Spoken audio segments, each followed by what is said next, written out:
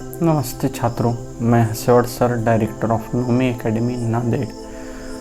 इससे पहले का वीडियो हमने जो डाला था उस पर आपने बहुत सारे लाइक दिए, सब्सक्राइबर दिए और कमेंट तो पूरा पेज भर भर के दिया है। उसमें विनती भी की गई है कि दूसरा वीडियो डालिए, इसलिए हम यहाँ दूसरा वीडियो बना रहे हैं। हमने पहले वीडियो में केंद्रीय स्पर्धा परीक्षा के बारे में आपको जानकारी दी थी, तो अभी ये दूसरी वीडियो में हम जो आपको समझाने वाले हैं, जो जानकारी देने वाले हैं, वो है इस केंद्रीय स्पर्धा परीक्षाओं के एग्ज़ाम पैटर्न और सिलेबस की जानकारी होगी। ये जानकारी क्यों लेनी है? क्योंकि जिसे जानकारी होती है वह किसी से नहीं डरता है। ओके, क्योंकि कैसा है कि ये जो हमारी केंद्रीय परीक्षा है, परीक्षा यानी एक रणभूमि है। हम जो रिटर्न एग्ज़ाम देने वाले हैं वो हमारी रणभूमि है, और रणभूमि के बारे में जो कोई जानता है, जिसे रणभूमि की जानकारी होती है, वही रणभूमि का विजेता होता है। इसीलिए हमें इस वीडियो में एग्ज़ाम पैटर्न और सिलेबस की जानकारी लेनी है। कहते हैं कि रणभूमि से पहले मनभूमि में युद्ध होना बहुत ज़रूरी है। यानी कि कैसे ये एग्ज़ाम पैटर्न और सिलेबस हमारे अगर अंदर है तो हम परीक्षा में नहीं घबराएंगे, हमें डर नहीं लगेगा। डर किस बात का लगता है कि हमें ये मालूम नहीं है, इसलिए हम डरते हैं। आधी अधूरी जानकारी आदमी को आधे में ही मार देती है, ऐसा एक प्रकार है। तो हमें इस केंद्रीय स्पर्धा परीक्षा के बारे में पूरी जानकारी लेनी है। उसमें उसका एग्ज़ाम पैटर्न है। हमें तो केंद्रीय स्पर्धा परीक्षा हमने आपको 5 प्रकार बताए थे जो विविध माध्यमों से आपके पास आती है। तो पहला KVS है, दूसरा SSC है, तीसरा रेलवे भर्ती है, चौथा बैंकिंग भर्ती है और 5वां आर्मी भर्ती। इनके बारे में हमने आपको बताया था। तो इस वीडियो में हम क्या करने वाले, KVS जो केंद्रीय विद्यालय संगठन है, इसके एग्ज़ाम पैटर्न के बारे में और सिलेबस के बारे में जानकारी लेंगे। KVS यानी केंद्रीय विद्यालय संगठन, इसका जो एग्ज़ाम पैटर्न है, इस केंद्रीय विद्यालय संगठन की माध्यम से हमें 4 पोस्ट मिलते हैं, जिसमें पहला है PGT पोस्ट ग्रेजुएट टीचर, जिसके लिए 40 उम्र की आयु की हमें उपलब्धि होनी चाहिए और उसके लिए मास्टर डिग्रीज अवेलेबल होनी चाहिए। दूसरा है TGT ट्रेनी ग्रेजुएट टीचर, इसके लिए आयु 35 साल की होनी चाहिए। 35 साल तक हम यही एग्ज़ाम दे सकते हैं और उसके लिए भी मास्टर डिग्री होनी चाहिए। तीसरा है ट्रेनी PRT, तो वो प्राइमरी टीचर्स है और प्राइमरी टीचर्स में हमें 30 साल की आयु की उपलब्धि दी गई है और उसके लिए भी मास्टर डिग्री चाहिए। लाइब्रेरियन जो है, लाइब्रेरियन के अनुसार जिस प्रकार वो है उसकी वो क्वालिफिकेशन लेनी चाहिए। ओके, वो शामिल है। तो ये KVS के माध्यम से हमारे पोस्ट है। तो ये पोस्ट का एग्ज़ाम पैटर्न जो है, इसमें 2 पार्ट्स बनाए गए हैं, 2 पार्ट्स बनाए गए हैं। पहला पार्ट्स है जिसमें 2 सब्जेक्ट है, हमारा राष्ट्रीय भाषा हिंदी, जिसमें 10 क्वेश्चन पूछे जाएंगे और 10 मार्क्स दिए जाएंगे। दूसरा जो है हमारा वो अंग्रेजी है, उसमें भी 10 क्वेश्चन पूछे जाएंगे और 10 मार्क्स दिए जाएंगे। और ये फर्स्ट पार्ट होगा। फर्स्ट पार्ट में खाली 2 ही सब्जेक्ट है, हिंदी और अंग्रेजी।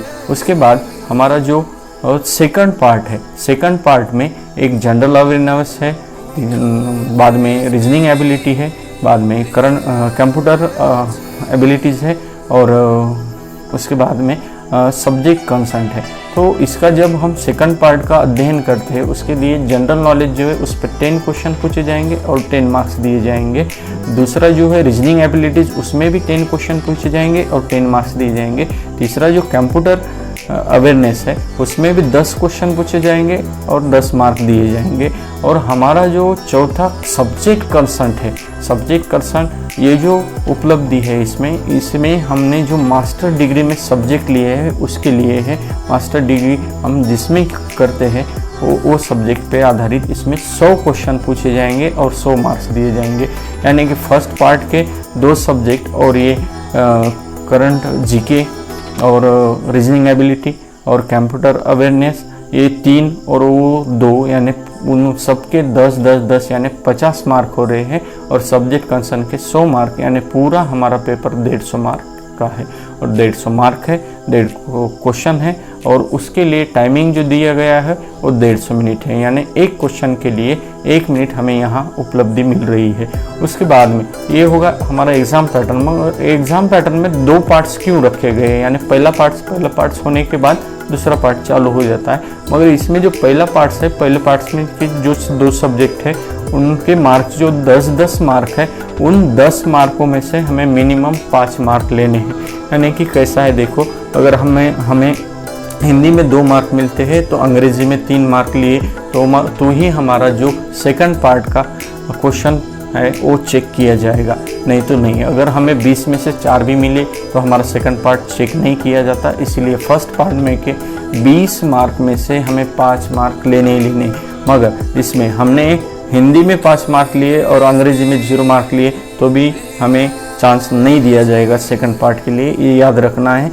दोनों के मिलाकर, हिंदी और अंग्रेजी इन दोनों सब्जेक्ट को मिलाकर हमें पूरे 5 मार्क, कम से कम 5 मार्क लेने हैं, तो ही हमारा सेकंड पार्ट चालू हो जाएगा, चेक किया जाएगा, नहीं तो नहीं चेक किया जाएगा। ये बहुत सारे विद्यार्थियों को मालूम नहीं है, इसलिए बहुत ज़रूरी जानकारी है। ये ऐसा एग्ज़ाम पैटर्न है, इसके बारे में है। अब जो सब्जेक्ट है, इसके जो विषय दिए गए, हिंदी, अंग्रेजी, इनके व्याकरण के बारे में आप क्लास लगा सकते हैं, है ना, उसका कर सकते हैं। और मेरा जो सब्जेक्ट है वो सेकंड पार्ट में आता है और रीजनिंग एबिलिटी यानी मैथमेटिक्स है। मैथमेटिक्स के पूरे इसमें 30 एक चैप्टर इंक्लूड है, 29 से 30 चैप्टर इंक्लूड है। उन सब की सिलेबस, है ना, चैप्टर वाइज आपके सामने मैं रख रहा हूँ। केवीएस का मैथ का जो सिलेबस है उसमें हमारे जो पोस्ट है केवीएस के, पीजीटी, टीजीटी और पीआरटी, इन तीनों के लिए ऐसे 7 मैथ के प्रकरण समान हैं, जो पीआरटी के लिए भी वही हैं, टीजीटी के लिए भी वही हैं, पीजीटी के लिए भी वही हैं। जिसमें पहला आता है हमारा कोडिंग और डिकोडिंग है, दूसरा हमारा सीटिंग अरेंजमेंट है, तीसरा जो है हमारा वो है रिलेशनशिप एंड ब्लड रिलेशन है, चौथा जो है अर्थमेटिक नंबर सीरीज है, पांचवा जो है वो हमारा अल्फ़ाबेटिकल नंबर सीरीज है, छठा जो है verbal reasoning and logical reasoning है, और सातवां जो है कोडेड इनक्वालिटीज़ है। ये हो गए हमारे 7 जो प्रकरण हैं, वो हमारे पीजीटी, टीजीटी और पीआरटी इन तीनों ही परीक्षाओं के लिए चल सकते हैं। इन तीनों भी परीक्षाओं में ये शामिल है। उसके बाद जो है हमारा पीजीटी और टीजीटी, ये 2 परीक्षा के लिए कॉमन सब्जेक्ट जो प्रकरण है मैथ के, वो खाली 4 ही है। उसमें से पहला जो है वो है थीम डिडक्शन है, दूसरा जो है लॉजिकल डिडक्शन है, तीसरा स्टेटमेंट एंड आर्गुमेंट है, चौथा हमारा स्पेक्ट्रल ऑक्टेक्यूरम है।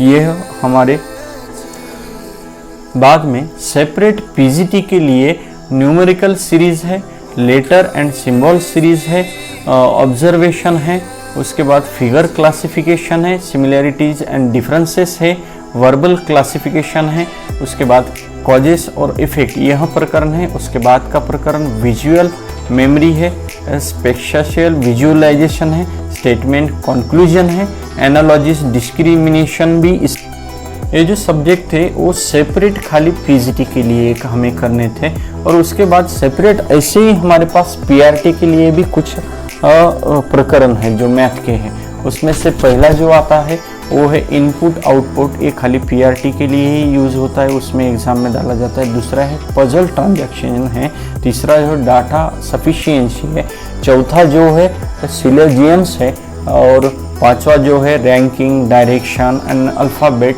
टेस्ट, ये इसमें शामिल हो जाते हैं। ये इस प्रकार जो है ये मैथ की हमारी इस केवीएस के पीजीटी, टीजीटी और पीआरटी और लाइब्रेरियन, इन सभी के लिए ये मैथ चलने वाला है। ऐसा नहीं है कि ये केवीएस के लिए ही है, मगर ये जो मैथ है वो सभी स्पर्धा परीक्षाओं के लिए चलेगा। केंद्रीय की सभी स्पर्धा परीक्षा वही चैप्टर रहते हैं, वही मैथमेटिक्स रहते हैं, मैथमेटिक्स कहीं नहीं बदलता, वो एज इट इज रहता है। ये हमारा था केवीएस का सिलेबस और उसका एग्ज़ाम पैटर्न। इसके बारे में आपको जैसा लगा है, ये वीडियो आपको पसंद आया है तो हमारे चैनल को लाइक करें, सब्सक्राइब करें, बेल आइकॉन ज़रूर दबाएं। Thank you.